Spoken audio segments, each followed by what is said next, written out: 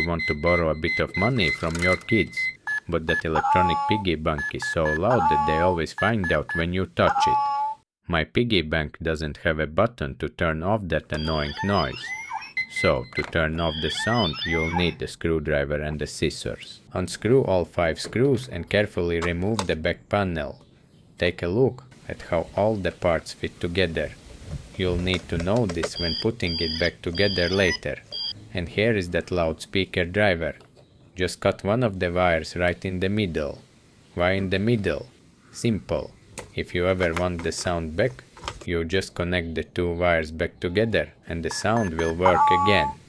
Once the wire is cut, simply put the back panel back on, screw all 5 screws back in, and here is your electronic piggy bank with the sound turned off, silent and muted.